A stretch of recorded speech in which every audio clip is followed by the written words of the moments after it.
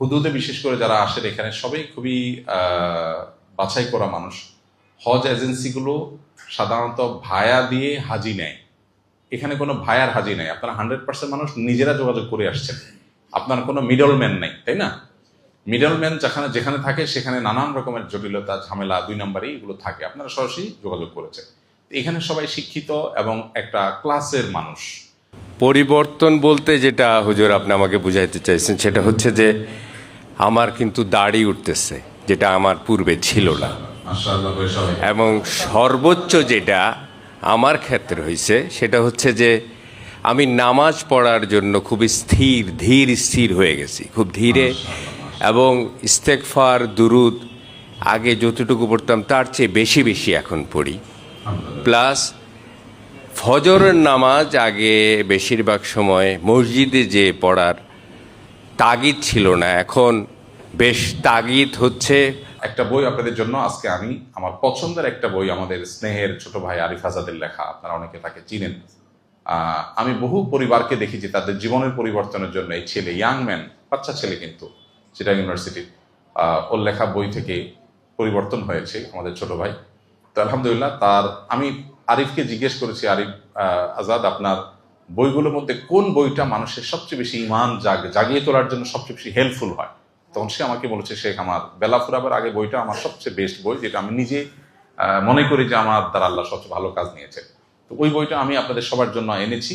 হুদুদকে বলেছি যে আমরা এই বইটা আমাদের সব ভাইকে আমি দিতে চাই। বইটা আপনাদের সবাইকে দেওয়া হবে আজকে 1 কপি করে। এটা আপনারা নিয়ে যাবেন এবং বইটা পড়বেন। এটা খুবই আপনার ইন্সপিরেশনের জন্য কাজ দিবে ইনশাআল্লাহ। আলহামদুলিল্লাহ, আমি এখনো পর্যন্ত আমাদের সাথে যারা হজ করেছেন কারোর কাছ থেকেই এমন কোনো ফিডব্যাক পাইনি। আমাদের প্রায় 200 বেশি মানুষ আমরা ছিলাম, এর মধ্যে কারোর কাছ থেকে আমি এমন কোনো ফিডব্যাক পাই নাই যে তার হজ নিয়ে চিন্তা করার মতো, কপালে ভাঁজ পড়ার মতো কিছু ঘটেছে, এমনকি দম আবশ্যক হওয়ার মতো কিছু ঘটেছে, এরকম কেসও খুব একটা উল্লেখযোগ্য কেস নাই আমাদের এখানে। এটা যে কত বড় একটা ব্যাপার সেটা কম্পেয়ার করা যাবে তখনই যখন অন্যান্য গ্রুপগুলোর সাথে কম্পেয়ার করা যাবে। কারণ হলো অন্যান্য গ্রুপে আমি লক্ষ্য করেছি যে মেজর ভুল করে মানুষ বসে থাকে, বড় বড় ভুল করে বসে থাকে। এরপর আমরা মানুষ আমাদের অজান্তে অনেক ভুল নিশ্চয়ই হয়েছে। এই জন্য হজ পরবর্তী এই সময়টাতে আমি অনেক ভালো হজ করেছি, এই আত্মতৃপ্তি যেন আবার না আসে। অ্যাট দ্য সেম টাইম আমাকে আল্লাহর কৃতজ্ঞতা আদায় করার পাশাপাশি মনে রাখতে হবে যে আমি যত পারফেকশন আনার চেষ্টা করি না কেন, আল্লাহ যদি কবুল না করেন তাহলে সেটা কোনো কাজে আসবে না। সেজন্য আত্ম অহংকার যদি চলে আসে সেটা কিন্তু আরেক ডেঞ্জারাস বিষয়। সেজন্য আমাদের দুইটাই একসাথে সম্মিলন ঘটাতে হবে। আলহামদুলিল্লাহ, আমরা দীর্ঘ প্রায় 1 মাস হয়ে যাচ্ছে না আসার পর, 1 মাসের কাছাকাছি হয়ে গেছে তো নাকি 3 সপ্তাহ হয়ে গেছে। আপনাদের কয়েকজনের অনুভূতি শুনতে আমার ইচ্ছা করতেছে যে হজ থেকে আসার পর আপনার পজিটিভ কোনো পরিবর্তন আছে কিনা, অথবা হজকে আপনি কতটা ধারণ করে রাখতে পারছেন, কতটা আপনার জীবনে সেটা স্মরণীয় হয়ে আছে, অথবা আগের জায়গায় ব্যাক করে গেছেন, সেটাও একটা ইনফরমেশন অবশ্য জানা দরকার। ওয়ালাইকুম আসসালাম। আমি কবির মিয়া সরকার, অ্যাডভোকেট, বাংলাদেশ সুপ্রিম কোর্ট। মাশাআল্লাহ মাশাআল্লাহ। আমরা আপনার বিশেষ কিছু টেকনিকের কারণে আমরা অনেক কম কষ্টে আমরা হস্তা করতে পেরেছি। যেহেতু আমার সেকেন্ড টাইম ছিল এটা, এই জন্য আমি তুলনা করতে পারছি আর কি। আর দ্বিতীয়ত, আমরা আসলে এখনো হজ থেকে বেরোতে পারি নাই। বাংলাদেশে আসছি ঠিক আছে, যে সময়টুকু গেছে এখনো মনে হয় শরীরে সেই ক্লান্তিগুলো রয়ে গেছে, অ্যাডজাস্টমেন্টের একটু প্রবলেম হচ্ছে। এখনো মনে হচ্ছে, যদিও মক্কা মদিনা অনেক তাপ ছিল, আমাদের এখানে তাপ কম, তারপরেও আমাদের মনে হয় এখানে একটু অ্যাডজাস্টিং এখনো সমস্যা হচ্ছে। আমরা এখনো পুরো দমে কর্মে ফিরে যেতে পারি নাই। তো হজ শেষের যে অনুভূতি, হজ ধরে রাখার যে অনুভূতি, সেটাতে এখনো আমরা পতিতই হই না। তো আলহামদুলিল্লাহ, আজকে আপনার আলোচনা শোনার জন্য আসছি, যাতে করে আমরা হজের পরবর্তীতে হজকে কিভাবে জীবনের সাথে ধরে রাখতে পারি সেই মূল্যবান বক্তব্য শোনার জন্য আসছি। এবং এটা আমাদের জন্য একটা নসিহত থাকবে আপনার এই আলোচনাটা আজকে। ধন্যবাদ আপনাকে। আচ্ছা, জনাব কবির মিয়া সরকার, অ্যাডভোকেট বাংলাদেশ সুপ্রিম কোর্ট, ওনার মূল্যবান কমেন্ট আমরা শুনলাম। আলহামদুলিল্লাহ, আমাদের মধ্যে বেশিরভাগ হাজী সাহেব যারা আমরা হজ করেছি, আমরা অবশ্য প্রথম হজ এটা আমাদের জীবনে, যারা প্রথম হজ তারা অবশ্য কম্পেয়ার করাটা কঠিন। আলহামদুলিল্লাহ, আমি এখনো পর্যন্ত আমাদের সাথে যারা হজ করেছেন কারোর কাছ থেকেই এমন কোনো ফিডব্যাক পাইনি। আমাদের প্রায় 200-র বেশি মানুষ আমরা ছিলাম, এর মধ্যে কারোর কাছ থেকে আমি এমন কোনো ফিডব্যাক পাই নাই যে তার হজ নিয়ে চিন্তা করার মতো, কপালে ভাঁজ পড়ার মতো কিছু ঘটেছে, এমনকি দম আবশ্যক হওয়ার মতো কিছু ঘটেছে এরকম কেসও খুব একটা উল্লেখযোগ্য কেস নাই আমাদের এখানে। এটা যে কত বড় একটা ব্যাপার সেটা কম্পেয়ার করা যাবে তখনই যখন অন্যান্য গ্রুপগুলোর সাথে কম্পেয়ার করা যাবে। কারণ হলো অন্যান্য গ্রুপে আমি লক্ষ্য করেছি যে মেজর ভুল করে মানুষ বসে থাকে, বড় বড় ভুল করে বসে থাকে। এরপর আমরা মানুষ আমাদের অজান্তে অনেক ভুল নিশ্চয়ই হয়েছে। এই জন্য হজ পরবর্তী এই সময়টাতে আমি অনেক ভালো হজ করেছি, এই আত্মতৃপ্তি যেন আবার না আসে। অ্যাট দ্য সেম টাইম আমাকে আল্লাহর কৃতজ্ঞতা আদায় করার পাশাপাশি মনে রাখতে হবে যে আমি যত পারফেকশন আনার চেষ্টা করি না কেন, আল্লাহ যদি কবুল না করেন তাহলে সেটা কোনো কাজে আসবে না। সেজন্য আত্ম অহংকার যদি চলে আসে সেটা কিন্তু আরেক ডেঞ্জারাস বিষয়। সেজন্য আমাদের দুইটাই একসাথে সম্মিলন ঘটাতে হবে। হজের ওখানে মক্কাতে মদিনাতে আলহামদুলিল্লাহ নেক আমল করা, ভালো কাজগুলো করা, এটা এত বেশি চ্যালেঞ্জের না, কারণ ওখানে পরিবেশটাই আসলে অনুকূল। মানুষ ওখানে গুনাহের জন্য পরিবেশ অনুকূল না, সেখানে পরিবেশ রেডি আছে এবাদতের জন্য। সো এবাদত বন্দেগী নেক আমল হবে, এটাই স্বাভাবিক। সবাই করে, সবাই তালে তালে করা যাবে, এটা খুবই স্বাভাবিক। ওইটা অনেক কঠিন কাজ ছিল না। কিন্তু কঠিন এবং আসল চ্যাপ্টারটা হলো এইটা বর্তমানে যেটা আমরা ফেস করছি, অর্থাৎ এখন আমাদের হজ পরবর্তী জীবনের যে কার্যক্রম সেটা হলো গুরুত্বপূর্ণ, যে এখানে আমরা কতটা আমাদের ইবাদত বন্দেগীর ধারা ধরে রাখতে পারছি। খুবই মূল্যবান একটা কমেন্ট এবং সন্দেহাতীতভাবে এটি সঠিক বলেছেন। এই সময়টাতে অর্থাৎ হজ পরবর্তী সময়টাতে এসে আমাদের ইবাদত বন্দেগীর ধারাবাহিকতাকে অব্যাহত রাখা, এটা হলো আমাদের জন্য সবচেয়ে গুরুত্বপূর্ণ এবং এটা আমাদের করতেই হবে। মাশাআল্লাহ, মাশাআল্লাহ, ধন্যবাদ ভাই। মূল্যবান কমেন্ট করেছেন। উনি তাহাজ্জুদটা পড়তে পারতেছেন, তুলনামূলক দানের ব্যাপারে তার পজিটিভ পরিবর্তন নিজের মধ্যে উনি ফিল করছেন, ভালো কথা, আলহামদুলিল্লাহ। খুব সুন্দর একটা জিনিস, যেটু পরিবর্তন আছে। দাঁড়ান, মাইক লাগবে না, এমনি একটু জোর দিয়ে বলেন, আওয়াজ দিয়ে বলেন। আমার নাম সৈয়দ পারভেজ ইমরান, আমি রবিতে আছি। আমার বলার এটা বর্ণনা প্রশ্ন করতে ইচ্ছা করে। তো একটা প্রশ্ন বা অনুভূতি সেটা হচ্ছে যে ওইখানে যাবার পরে এই নুসুক অ্যাপের সাথে যখন পরিচিত হলাম তখন আসলে এই যে আজানের টাইমগুলো সম্পর্কে জানলাম। তো আজান দেওয়ার পরেই তো ওইখানে জামাত অনুষ্ঠিত হয়। তো বাংলাদেশে আসলে এই ব্যাপারটা আমি আগে খেয়াল করিনি। এখন যখন বাংলাদেশে আসার পরে নুসুক অ্যাপে দেখছি যে 3:43-44 এইরকম সময় ফজরের ওয়াক্ত, কিন্তু আমি যে এলাকায় থাকি মোহাম্মদপুর প্লাস আশেপাশেও আমি খোঁজ নিয়েছি, সব জায়গাতেই আজান 4:10 বা 12 এরকম সময় দেয় এবং জামাত হয় 4:45, আরও দেরিতে আর কি। তো এবং আমি দেখলাম যে অধিকাংশ জায়গাতে, আমার নিজের বাসা যশোর, সেখানেও একই রকম অবস্থা।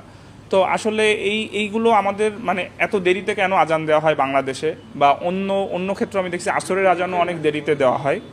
তো এইটার ব্যাপারে হচ্ছে যে আসলে আপনারা যারা এই ধরনের ব্যাপারগুলোর সাথে জড়িত আছেন, আপনাদের কথা তো অনেকে শুনবে, অনেকে জানবে। তো এটা আসলে আমরা তো আজানের পরবর্তীতে যে দোয়া করার যে সময়টা, আমরা তো আসলে 4:10 আজান হচ্ছে, অথচ সময় হয়ে যাচ্ছে অনেক আগে। এই ব্যাপারে আসলে আপনাদের কোনো গাইডলাইন আছে কিনা সেটা একটা জানার জন্য আসলে এটা একটা। ধন্যবাদ। গুরুত্বপূর্ণ একটা বিষয়, এই জাতীয় প্রশ্ন আসা দরকার, যে আমরা ওখানে একটা দেখেছি, এখানে ভিন্ন কিছু কনফিউশনের জায়গা থেকে আমাদের প্রশ্ন ওঠা স্বাভাবিক। এই প্রশ্নগুলোকে পেটের ভিতরে না রেখে বলে ফেলতে হবে, তাহলে সেক্ষেত্রে বিষয়টা ক্লিয়ার হয়ে যাবে। অনেক সময় দেখা যায় আমরা কনফিউশন নিয়ে থাকি। নামাজের বিষয়টা হলো যে নামাজ আউয়াল ওয়াক্তে, সাধারণ অবস্থাতে ওয়াক্ত হওয়ার পর বিলম্ব না করে দ্রুততার সাথে পড়া, এটা উত্তম, এটা জেনারেল কথা। তবে কিছু কিছু ক্ষেত্রে এক্সেপশন আছে, যেমন গরমের সময় খুব বেশি গরম হলে জোহর একটু পরে পড়ার কথা হাদিসে বলা আছে। এশার নামাজের ব্যাপারে নবী করিম সাল্লাল্লাহু আলাইহি ওয়াসাল্লাম নির্দেশনা ছিল যে সেটা রাতের 1/3 করে তারপরে পড়লে বেশি উত্তম। রাতের একটু দেরি করে এশার নামাজ পড়া উত্তম। নবী রাসূলুল্লাহ সাল্লাল্লাহু আলাইহি ওয়াসাল্লাম বলেছেন, তোমাদের জন্য কঠিন যদি না হতো আমি এশা একটু দেরিতে পড়তে বলতাম। এজন্য এশা একটু বিলম্ব করে পড়া উত্তম। যদিও এই কালচারটা, এশা একটু বিলম্বে পড়ার কালচারটা শুধুমাত্র মাদ্রাসার মসজিদগুলোতে আছে ঢাকায় বা বাংলাদেশে, জেনারেল মসজিদগুলোতেও নাই। কিন্তু এই বিষয়গুলো আবার এমন না যে এগুলো ফরজ ওয়াজিবের কোনো বিষয় যেটা মিস হয়ে গেলে বড় কোনো অসুবিধা হবে, এই জন্য এগুলোকে অনেক বড় করে দেখারও কিছু নাই। এগুলো উত্তম অনুত্তমের ব্যাপার। ধরুন ফজরের ওয়াক্ত হয় ফর এক্সাম্পল 3:41, এখন 3:41 ফজরের ওয়াক্ত হয়, আমি 4টায় আজান দিলাম, অর্থাৎ 15 মিনিট পরে আজান দিলাম, কোনো অসুবিধা নেই, কারণ ওয়াক্ত হওয়ার সাথে সাথে দিতে হবে, নট নেসেসারি। একটু 2-4 মিনিট এদিক সেদিক হলে কোনো অসুবিধা নেই। আর সৌদি আরবে একটা জিনিস হলো, গোটা সৌদি আরবে, পুরো সৌদি আরবে ওয়াক্ত হওয়ার সাথে সাথে সকল নামাজে আজান দেওয়া হয়। এটা তাদের জন্য তুলনামূলক ইজি। কেন ইজি? কারণ একটা রাষ্ট্র যখন, রাষ্ট্রের মূল যন্ত্রটা যখন কাঠামোগতভাবে ইসলামকে ওন করে, তখন অনেক কিছু ইজি হয়ে যায়। বাংলাদেশে বিভিন্ন সময় সরকারের ধর্ম মন্ত্রণালয়, ইসলামিক ফাউন্ডেশন অনেক কিছু চায়, কিন্তু এটা বাস্তবায়ন করা সম্ভব না। কেন সম্ভব না? কারণ হলো এখানে কেউ কারোর অধীনে না। রিলিজিয়াস ব্যাপারগুলোতে, ধর্মীয় ব্যাপারগুলোতে কেউ কারোর অধীনে না। এখন ধরেন ধর্ম মন্ত্রণালয় একটা নির্দেশ দিল যে ঠিক আছে আমরা সবাই এক সময় নামাজ পড়বো, এক টাইমে আমরা সবাই নামাজ পড়বো, নির্দেশ দিল। তো এই নির্দেশ মানতে বাধ্য না সব মসজিদ। কথা কি বুঝাতে পারছি? বাংলাদেশে এটা পসিবল না। যদি রাষ্ট্র ইসলামিক রাষ্ট্র হতো বা রাষ্ট্র যদি ইসলামকে ওন করতো অন্তত, তাহলে সেক্ষেত্রে সেই রকম একটা পরিবেশ তৈরি করা যেত। সৌদি আরবে ধরেন 100% মসজিদ সরকারের কন্ট্রোলে, ইমাম মুয়াজ্জিনদের বেতন বিভিন্ন সময় বিভিন্ন স্পন্সররা দেয়, কিন্তু না হলে সরকার দেয়, অর্থাৎ পুরোটা সরকারের কন্ট্রোলে। ফলে গোটা সৌদি আরবে একই কাজ সিস্টেম, সেটা হলো যে ওয়াক্ত হওয়ার সাথে সাথে আজান হয়। তো আমাদের দেশে এটা সম্ভব না 2-3 কারণে। একটা হলো এটা যে এখানে নানান জনের মত আছে। এক মসজিদ কমিটির লোকজন তারা ডিসিশন নিচ্ছে যে আমরা 10 মিনিট পরে দেবো, তো তাদেরকে কেউ জোর করার কিছু নেই, এটা একটা ব্যাপার। আরেকটা জিনিস হলো যে ব্যাপারটা এরকম না যে এখানে ফরজ ওয়াজিব ছুটে যাচ্ছে বা এরকম কিছু। ওয়াক্ত হওয়ার একেবারে সাথে সাথেই নামাজ পড়ে ফেলতে হবে, not necessary. 10 minute 15 minute late হলে কোনো অসুবিধা নাই। বাকি শৃঙ্খলার স্বার্থে সৌদি আরবে গোটা দেশে এক টাইমে এক জায়গায় আজান হয়। ওটার আর একটা সমস্যাও আছে। সৌদি আরবে যেটা হয় সেটা একটা অসুবিধার দিক আছে মারাত্মক। সেটা হলো ধরেন আপনি একটা মহল্লায় আছেন, কোথাও নামাজ মিস হয়েছে, তো আপনার সব জায়গায় নামাজ মিস, আপনি কোথাও নামাজ আর পাবেন না। আর আমাদের দেশে সুবিধা আছে, অর্থাৎ আমাদের বিশৃঙ্খল পরিস্থিতির একটা সুফল আছে। সেটা হলো এক জায়গায় 100 জোহর, আরেক জায়গায় 1:30। তো আপনি 100 মিস করলে 1:30 পাবেন, কিন্তু সৌদি আরবে মিস হয়েছে তো শেষ, আপনি আর কোথাও পাবেন না। যদিও সৌদি আরবে একেবারে এক্সাক্ট সব জায়গায় একই টাইম বরাবর তা না, কোথাও 10 মিনিট, তবে কাছাকাছি সময় থাকে। 20 মিনিটের ভিতরে ওয়াক্ত হওয়ার 20 মিনিটের ভিতরে সব জায়গায় নামাজ অলমোস্ট। আমার দেশে দেখা যাচ্ছে 30 মিনিট পরে হয়, 35 মিনিট পরে হয়, এতে অসুবিধা নাই, মাসালাগতভাবে কোনো সমস্যা নাই। হ্যাঁ, জোহরের আসরের নামাজের যেটা বলেছেন, এখানে একটা মাসালাগত জটিলতা আছে। সেটা হলো যে আসর ওয়াক্ত আসলে ঠিক কখন শুরু হয়। আমরা সৌদি আরবে নামাজ পড়েছি বিশেষ করে তখন জোহরের সামান্য একটু পরেই আসর ওয়াক্ত শুরু হয়ে গেছে না। আচ্ছা, এখানে থটগত মতো পার্থক্য আছে। সংখ্যাগরিষ্ঠ বা বেশিরভাগ ইমামদের মতেই জোহরের ওয়াক্তের পর এক মিছিল, এটা ব্যাখ্যা করতে হবে, এক মিছিলের পর আসর ওয়াক্ত শুরু হয়। নামাজের টাইমিং গুলো কিভাবে নিরূপণ হয়, এটা একটা গুরুত্বপূর্ণ এবং ইন্টারেস্টিং একটা ব্যাপার। এখন তো ঘড়ি আছে, আমরা ঘন্টা মিনিট দেখছি। ঘড়ি একসময় ছিল না, আবার একসময় তো থাকবে না পৃথিবীতে। তো তখন মানুষ কিভাবে নামাজ পড়বে, টাইমিংটা কিভাবে বুঝবে? এটা মূলত সূর্য এবং আলোর গতি প্রকৃতি দেখে নামাজের টাইমিংটা নিরূপণ হয়। আমি যদি ফজর থেকে বলি, ফজর ওয়াক্ত স্টার্ট হয় কখন? কে বলতে পারবেন? শুরু হয় কখন? 3:43 তো টাইম, মানে ঘড়ির ঘন্টা মিনিট হলো, আমি সেটা বলছি না। আপনি ন্যাচারাল টাইমের যে আলো বাতাসের গতি প্রকৃতির পরিবর্তন, এটা দেখে বলতে হবে।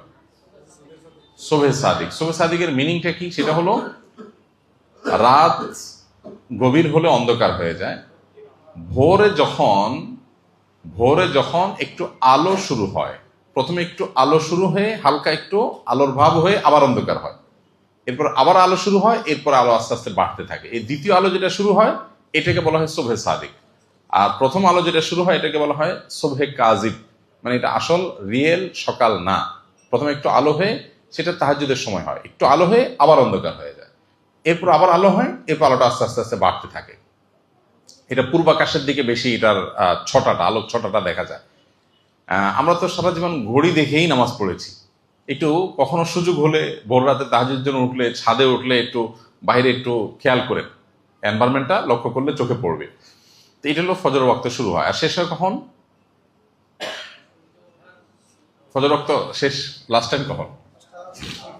টাইম ঘন্টা মিনিট বলবেন না, সূর্য উঠার আগ পর্যন্ত। সূর্য উঠে গেছে, ফজর ওয়াক্ত শেষ। তাহলে পূর্বাকাশে আপনি তাকাবেন যে সূর্য উঠছে কিনা। সূর্যের সামান্য কিছু এক অংশ বের হয়ে গেছে, বাস নামাজের টাইম শেষ, তার আগ পর্যন্ত ফজর ওয়াক্ত। এবার আসেন জোহর শুরু হয় কখন? দ্বিপ্রহর। সূর্য উঠা থেকে নিয়ে সূর্য ডুবা পর্যন্ত যত ঘন্টা যত মিনিট হবে, শীতকালে একরকম হবে, গরমকালে আরেক রকম হবে, যত ঘন্টা যত মিনিট হবে, এটার ঠিক মাঝামাঝি যে টাইমটা। এখন এটা তো ঘন্টা মিনিটে চলে গেল, ঘন্টা মিনিটে আমরা যাবো না বলছি, তাহলে বোঝার উপায় কি? বোঝার উপায়, জোহরটা বোঝাটা একটু জটিল, একটু বুঝাই। কখনো এমন কোনো জায়গায় থাকলেন ঘড়ি নাই, ঘড়ি কাজ করছে না, আপনি কিভাবে নামাজ পড়বেন?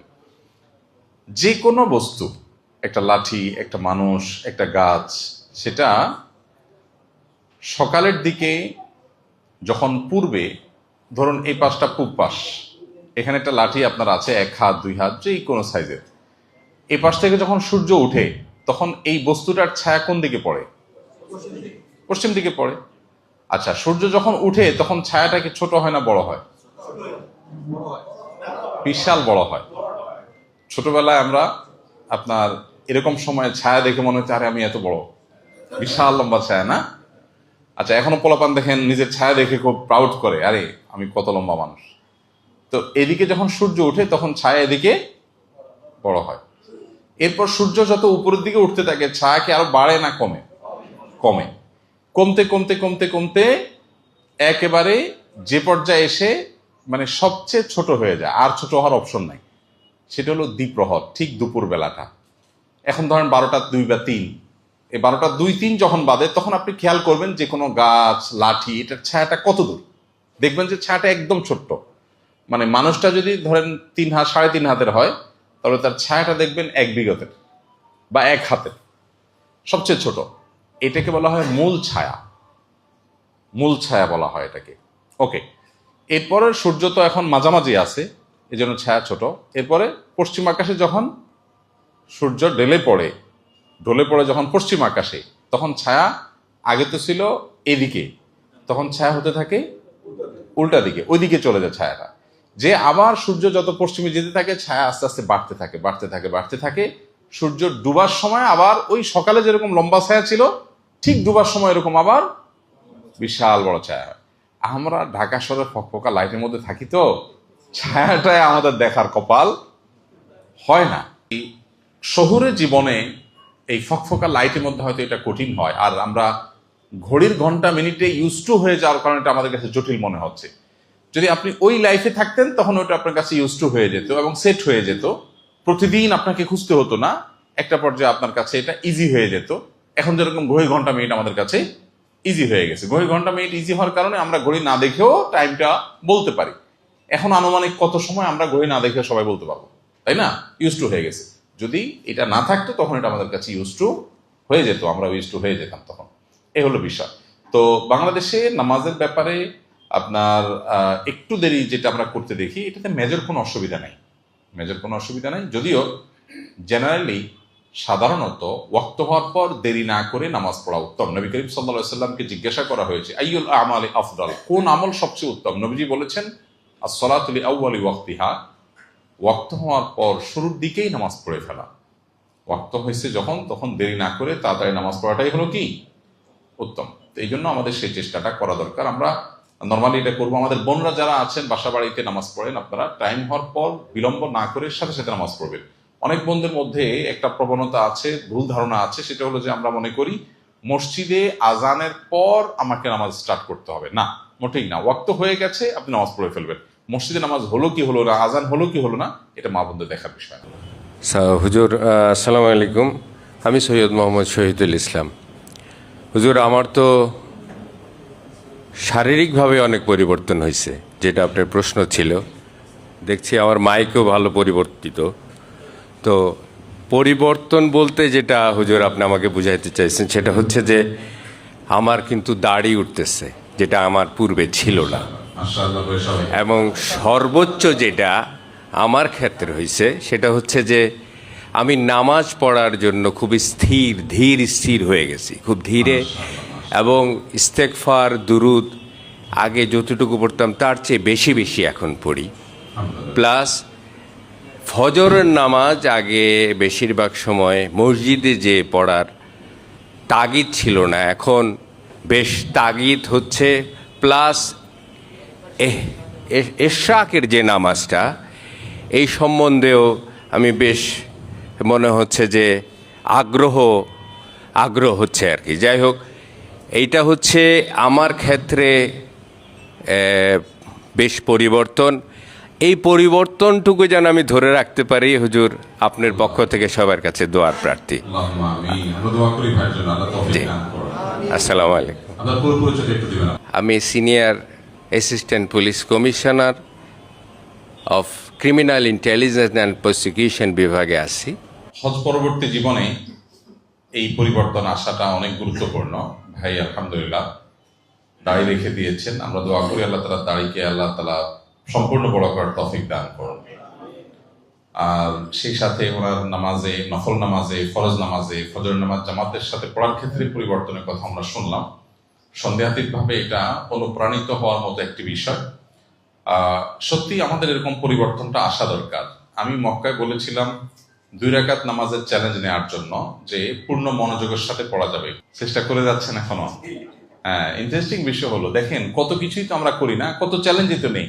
আমরা এখানে হাই প্রফেশনাল, হাই অফিসিয়াল, অনেক ব্যস্ত মানুষ, ব্যবসায়ী মানুষ, বিভিন্ন সেক্টরের মানুষজন আমরা এখানে আছি। কত চ্যালেঞ্জ জীবনে নিলাম।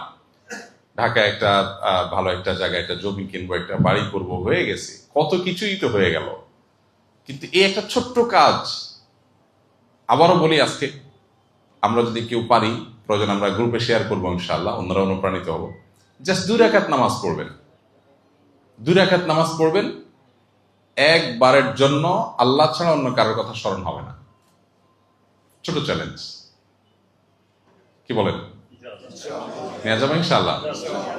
আমরা ট্রাই করি, যদি কেউ পারি আমরা শেয়ার করবো যে আলহামদুলিল্লাহ ডান, আল্লাহ আমাকে তৌফিক দিয়েছেন। বাট অসম্ভব না কিন্তু।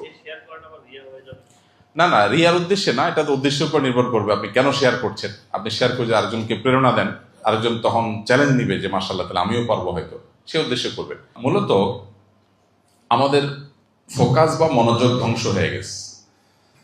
ডোপামিন এই পরিমাণ আমাদের চতুর্পাশে মনোযোগ নষ্ট হওয়ার মতো বিষয়গুলো, এই যে আমাদের স্মার্টফোন বা সোশ্যাল মিডিয়া, এটা হলো আমাদের মনোযোগ নষ্ট হওয়ার সবচেয়ে বড় যন্ত্র।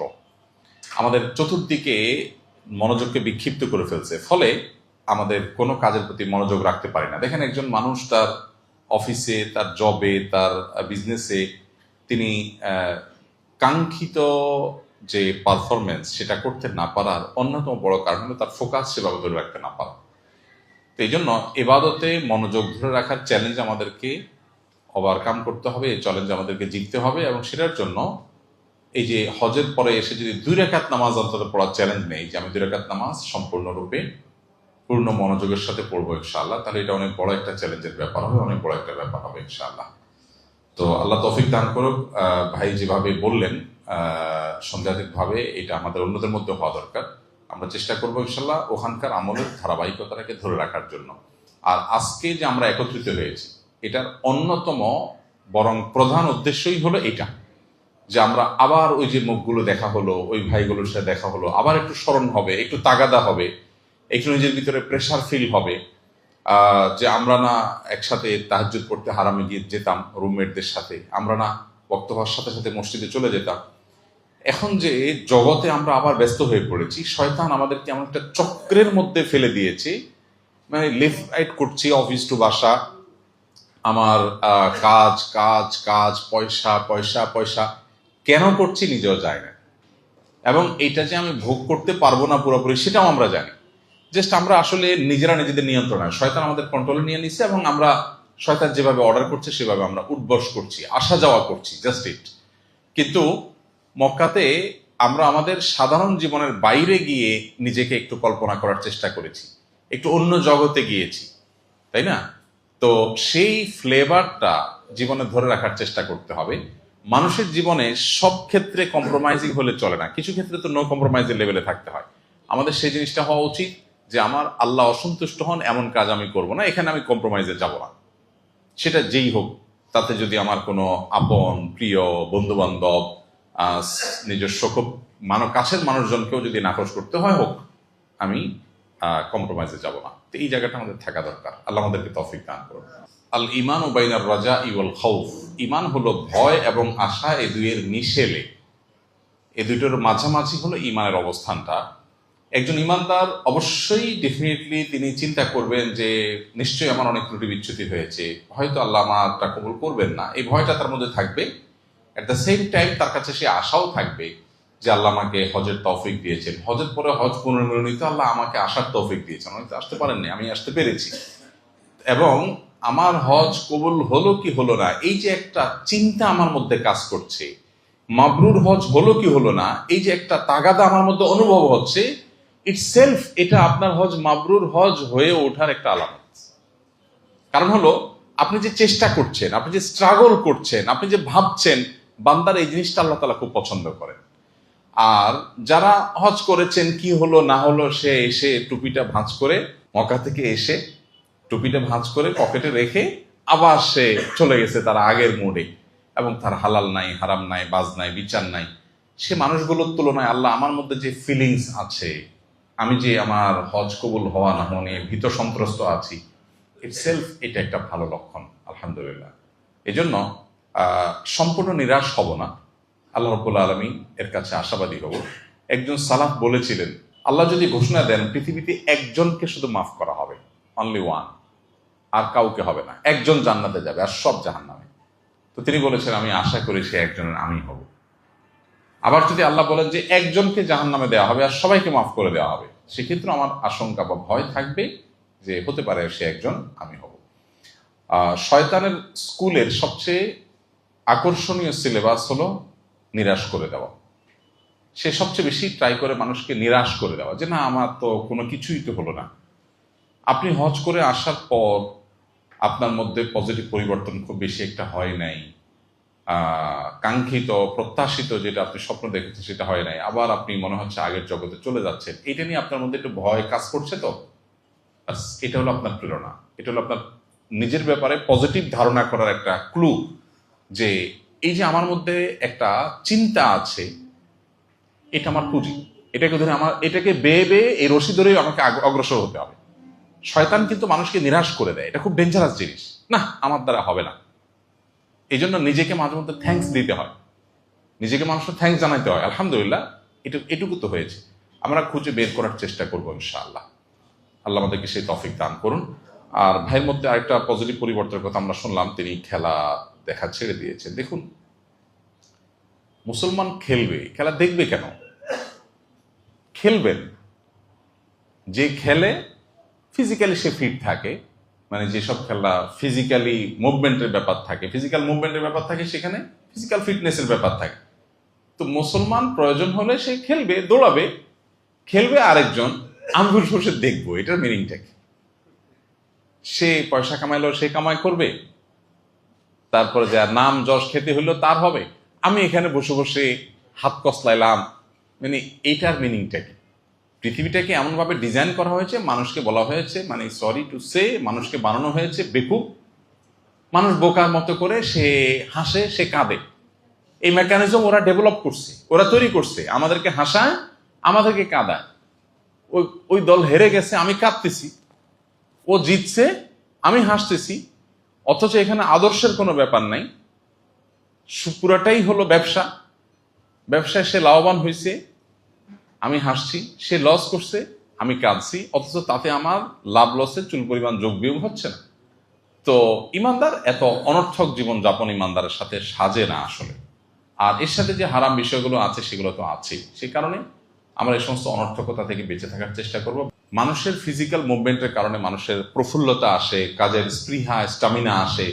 কিন্তু আপনি যখন স্ক্রিনে খেলা দেখেন, আপনি 100% নিশ্চিত থাকতে পারেন যে এইটা আপনার কখনো স্টামিনা বাড়াবে না, প্রফুল্লতা বাড়াবে না, এটা আপনাকে স্থূলতা আরো তৈরি করবে। কারণ আপনার স্ক্রিন দিকে তাকায় থাকা ইটসেলফ এটাই তো মানুষের ব্রেনের জন্য ক্ষতিকর। এরপর আপনি তাকাবেন, আপনার ব্রেন ওইদিকে এঙ্গেজ হবে, এটা আপনার জন্য ক্ষতি ছাড়া লাভের কিছু নেই। কিন্তু আপনি ওই সময়টাতে মাঠে আসেন কয়েকজন মিলে একটা ফুটবল নিয়ে, 3/4 প্যান্ট পরে, সতর ডেকে আপনি ধুমসে খেলেন। এমনকি সেই খেলাতে হার জিত হোক, কোনো অসুবিধা নেই, ক্যাশ টাকা পয়সা বা কোনো আর্থিক লেনদেন না হলেই হলো, খেলাধুলা করেন। ঢাকা শহরে খেলাধুলার জায়গা খুব বেশি আছে তা নয়, কিন্তু তারপর আমাদের চেষ্টা করা উচিত। তো মাশাআল্লাহ ভাইয়ের মধ্যে পজিটিভ কিছু পরিবর্তনের কথা আমরা শুনলাম, আর সেই সাথে নিজের আত্মসমালোচনার কথাটাও শুনলাম, এটা আমাদের মধ্যে থাকা দরকার আলহামদুলিল্লাহ। এই যে আমরা একত্র হলাম, কষ্ট হয়েছে আমি জানি, আজকে আপনাদের একত্র হওয়াটা অনেক কঠিন। দেখেন আমরা হজের সেশনগুলো যখন নিয়েছি তখন কিন্তু অনেক মানুষ ছিলাম না। এই যে আমরা, আপনারা বলছেন, আমি বলছি, এই জিনিসটা আমি চাচ্ছিলাম যে এটা আমাদেরকে স্মরণ করাবে, আবার পেছনে নিয়ে যাবে, আবার আমাদের অনুভূতিটাকে জাগিয়ে তুলবে, একটু হলেও আমাদেরকে অগ্রসর হতে হেল্প করবে। আপনাদের যে রুমমেটদের সাথে উঠা বসা হয়েছে, গ্রুপ মেনটেন করছেন কারা এখন? হোয়াটসঅ্যাপ গ্রুপ আছে রুমমেটদের সাথে? এক্সিলেন্ট, মাশাআল্লাহ। এই যে হোয়াটসঅ্যাপ গ্রুপ, এখানে আপনি কিছু জিনিস শেয়ার করবেন, ভালো মন্দ, এইটুকু আপনাকে স্মরণ করাবে ওই সেই সময়ের কথা, সেই সময়ের ইবাদতের কথা। ভোর রাতে হারামে দৌড়াচ্ছেন আপনি, ফজর ওয়াক্তই এখনো হয় নাই, সে মানুষ এখন ফজর নামাজ যা আপনি শুয়ে রয়েছেন। ওই ছবিটা যদি বা ওই দৃশ্যটা, ওই বর্ণনাটা যদি আপনার গ্রুপে আপনার একজন কেউ শেয়ার করে, তখন আপনার মধ্যে অনুভূতি জেগে উঠবে। ইনশাআল্লাহ খুব শীঘ্রই হুদহুদ কে আমি অনুরোধ করেছি, তারা গত বছর, তার আগের বছর এবং এই বছর 3 বছরের হাজিদের জন্য মাদ্রাসার মাঠেই একটা বড় প্রোগ্রামের অ্যারেঞ্জ করবে ইনশাআল্লাহ, সামিয়ানাটা মেনা টাঙ্গায়া। সেখানে প্রোগ্রামটা এরকম ঘরে বাঁধা প্রোগ্রাম থাকবে না, সেখানে খেলাধুলা হবে, খাওয়া দাওয়া হবে এবং একটু লম্বা সময় নিয়ে হবে, যাতে করে আমাদের পরস্পর বোঝাপড়াটা একটু ভালো হয়। এই ধারাবাহিকতাটা সাধারণত হজ এজেন্সিগুলো অনেক সময় তাদের কমার্শিয়াল উদ্দেশ্যে রাখে, যে হাজি থেকে আবার হাজি পাবো, সেটা একটা ধান্দা থাকে। আবার অনেক সময় তাদের মধ্যে আর ভিন্ন চিন্তাও থাকে যে না, দরকার কি, মানে লেবু চিবা শেষ, সো এখন আমার লেবু রাখা দরকার কি, ফেলে দিই, দুই চিন্তাই থাকে। কিন্তু আমাদের যারা আলহামদুলিল্লাহ আল্লাহ এতটুকু বোঝন্ত দিয়েছে যে আমি হজ করেছি, এটা ওয়ান টাইম কোনো বিষয় না, এমন না যে জান্নাতে গ্যারান্টি হয়ে গেছে শেষ, এটা একটা কন্টিনিউয়াস এক্সারসাইজের ব্যাপার। সো আমাকে কন্টিনিউয়াস নিজেকে মোটিভেটেড রাখার জন্য চেষ্টা করতে হবে, সেটা হোক হালাকায় এসে, এই যে এই প্রোগ্রামে এসে, হোক আমাদের পরবর্তী প্রোগ্রামে এসে, হোক জুমার সময় এসে, যেভাবে হোক আমাকে এটা ধরে রাখার চেষ্টা করতে হবে। তো আমরা সেই চেষ্টাটা করবো ইনশাআল্লাহ বিইذনিল্লাহ। আল্লাহ যদি তৌফিক দান করেন, অগাস্টের 7 তারিখ যদি ফিক্সড হয়, সম্ভাব্য এই তারিখটা জানিয়ে দেওয়া হবে, সবাই চলে আসবো ইনশাআল্লাহ। ওখানে আমরা পুরো সময়টা একত্রে কাটাবার চেষ্টা করবো ইনশাআল্লাহ। আমার মিসেস আজকে আসতে পারতেন, কিন্তু ওনার শারীরিকভাবে খুবই অসুস্থ, না হলে আসতেন, বোনদের সাথে পরিচয় হতেন, আমার খুব ইচ্ছা ছিল, বাট সে আসতে পারেনি। তো বোনদের অনেকেরই আমাদের দেখেন একসাথে থাকতে থাকতে আমাদের বোনদের অনেকেরই নিজেদের মধ্যেও তাদের একটা সম্পর্ক তৈরি হয়ে গেছে, কিন্তু এটার ওই যে সূত্রটা হচ্ছে না যে কিভাবে আমরা আগাবো, সবাই যার যার জায়গাতে চলে গেছে। তো ইনশাআল্লাহ আমরা এটাকে ধরে রাখার চেষ্টা করবো, আল্লাহ আমাদেরকে তৌফিক দান করুন। তো আমরা আলহামদুলিল্লাহ বড় কোনো মেজর কোনো অসুবিধা ছাড়া সবাই নিরাপদে ফিরে আসতে পেরেছি। আল্লাহ তাআলা আমাদের হজকে মাবরুর হজ হিসাবে আল্লাহর কাছে গ্রহণযোগ্য করার জন্য দোয়া অব্যাহত রাখার তৌফিক দান করুন। আমরা আমাদের আমলকে অব্যাহত রাখবো, আর কিছু না পারি 5 ওয়াক্ত নামাজকে আমরা জামাতের সাথে পড়বো ইনশাআল্লাহ। বোনরা সময়মতো নামাজ পড়বো, হারাম জায়গা থেকে ফেরত আসার চেষ্টা করবো। পেশাগত কারণে আমরা প্রত্যেকটা মানুষই, হুদুদে বিশেষ করে যারা আসেন এখানে, সবাই খুবই বাছাই করা মানুষ। হজ এজেন্সিগুলো সাধারণত ভায়া দিয়ে হাজি নেয়, এখানে কোনো ভায়ার হাজি নাই, আপনারা 100% মানুষ নিজেরা যোগাযোগ করে আসছেন, আপনার কোনো মিডল ম্যান নেই, তাই না? মিডল ম্যান যেখানে থাকে সেখানে নানান রকমের জটিলতা, ঝামেলা, 2 নম্বরই এগুলো থাকে, আপনারা সরাসরি যোগাযোগ করেছেন। এখানে সবাই শিক্ষিত এবং একটা ক্লাসের মানুষ, আপনারা সবাই যার যার জায়গাতে আপনাদের অনেক অন্যায়ের সুযোগ আছে, সেটা ব্যবসায়ী হিসেবে হোক, পেশাজীবী হোক, চাকরিজীবী হিসেবে হোক, যেখানে যে জায়গা থেকে হোক না কেন, আমাদের ফার্স্ট টার্গেট থাকবে 5 ওয়াক্ত নামাজ ঠিক রাখা, সেকেন্ড টার্গেট থাকবে কোনো মানুষের হক নষ্ট না করা, দ্যাটস ইট, আর কিছু নাই। এই দুইটা টার্গেট নিয়ে আপনি সামনে এগোতে থাকেন, ইনশাআল্লাহ গন্তব্য জান্নাত পাবেন। যদি গন্তব্য জান্নাত চান, দুইটা টার্গেট রাখেন, 5 ওয়াক্ত নামাজে কোনো কম্প্রোমাইজ করবেন না, কোনো মানুষের কখনো হক নষ্ট করবেন না। অন্যায়ভাবে একজন থেকে 10 টাকা আনলেন, এটা হক নষ্ট করেছেন। আমি এক পুলিশ অফিসার এক জায়গায় এলাকায় যাওয়ার পরে আসলে দেখা করে বললেন, হুজুর কি করবো, আসামি ধরছি, বলছি 5টা দে মামলা। ওসিডি বলছি এই 5টা দে মামলা। তো বলে স্যার 5টা দেব মামলা। বলে দে 5টা, না হলে তো জামিনে বাইরে চলে আসবে, আরেক মুসিবত হবে। এজন বাইরে যেন না পারে 5টা দে। এখন 5টা দিতে তো মিথ্যা লিখতে হবে নাকি? জায়েজ হবে? হবে না। আমি সাংবাদিক, মনে করেন কাউকে একটু সাইজ করা দরকার, অর্ডার আছে, তো দিলাম তার গোষ্ঠী উদ্ধার করে। ভাই উকিল মানুষ, একই কথা, সবার পেশাতেই এই সুযোগ আছে। একজন ব্যবসায়ী মানুষ, সে ক্লায়েন্টের সাথে একটু 2 নম্বরই করা, একটু কথা ঘুরায় বলা, স্কোপ আছে, না বললে হয়তো নিবে না। তো চ্যালেঞ্জ নেওয়াটা এখানে বড় ব্যাপার, যে নিবে না, ব্যবসা একটু কম হবে, তাতে কি, কিন্তু আমি আমার জায়গায় ছাড় দেবো না। তো আমরা ইনশাল্লাহ আমাদের দিনদারিটা থেকে ধরে রাখার চেষ্টা করব, কোরআন এবং সহিহ আকীদাকে আমরা ধারণ করার চেষ্টা করব। একটা বই আপনাদের জন্য আজকে আমি, আমার পছন্দের একটা বই, আমাদের স্নেহের ছোট ভাই আরিফ আজাদের লেখা, আপনারা অনেকে তাকে চিনেন। আমি বহু পরিবারকে দেখেছি তাদের জীবনের পরিবর্তনের জন্য এই ছেলে, ইয়াং ম্যান, বাচ্চা ছেলে কিন্তু, সেটা ইউনিভার্সিটির, ওর লেখা বই থেকে পরিবর্তন হয়েছে আমাদের ছোট ভাই। তো আলহামদুলিল্লাহ, আমি আরিফকে জিজ্ঞেস করেছি, আরিফ আজাদ, আপনার বইগুলোর মধ্যে কোন বইটা মানুষের সবচেয়ে বেশি ঈমান জাগিয়ে তোলার জন্য সবচেয়ে বেশি হেল্পফুল হয়? তখন সে আমাকে বলেছে, শেখ, আমার বেলা ফুরাবার আগে বইটা আমার সবচেয়ে বেস্ট বই, যেটা আমি নিজে মনে করি যে আমার দ্বারা আল্লাহ সবচেয়ে ভালো কাজ নিয়েছে। তো ওই বইটা আমি আপনাদের সবার জন্য এনেছি। হুদুদকে বলেছি যে আমরা এই বইটা আমাদের সব ভাইকে আমি দিতে চাই, বইটা আপনাদের সবাইকে দেওয়া হবে আজকে 1 কপি করে, এটা আপনারা নিয়ে যাবেন এবং বইটা পড়বেন। এটা খুবই আপনার ইন্সপিরেশনের জন্য কাজ দিবে ইনশাআল্লাহ। বইটা আপনারা সবাই পড়বেন, এবং আমাদের এই যাত্রা, এই যে আমরা আজকে পুনর্মিলনী করলাম, এটা যেন থেমে না যায়। ফিগারটা কমে যাক, অসুবিধা নাই, মানুষ কমে যাক, কিন্তু থেমে যেন না যায়। আমি আমার ব্যস্ত জীবনে আমি কোথাও যাই না, পারতপক্ষে কোনো প্রোগ্রামে, সরকারি কোনো প্রোগ্রামেও পারতপক্ষে যাই না, এবং আমি আমার নিজস্ব কাজ, ফাউন্ডেশনের ব্যস্ততা, এগুলো নিয়ে ব্যস্ত থাকি। এরপরও ইনশাআল্লাহ আপনাদের সাথে, এটা আমার কমিটমেন্ট, আল্লাহ যদি আমাকে তৌফিক দান করেন, যতদিন তৌফিক হয়, আমরা যেহেতু আরাফাতে, মিনাতে, মক্কাতে, মদিনাতে একসাথে ছিলাম, ইনশাআল্লাহ আমরা এই পুনর্মিলনী, এই যে আমাদের রিচার্জের এই প্রসেসটাকে আমরা ধরে রাখবো ইনশাআল্লাহ। তো আমি আশা করবো যে আপনারা আসবেন, কথা হবে, এবং পরস্পর যোগাযোগ হবে। আল্লাহ যদি তৌফিক দান করেন, আমরা ইনশাআল্লাহ পরস্পর মিলিত হব। জি, সুবহানাল্লাহ ওয়া বিহামদিহি, সুবহানাকাল্লাহুম্মা ওয়া বিহামদিকা, আশহাদু আল্লা ইলাহা ইল্লা আনতা, আস্তাগফিরুকা।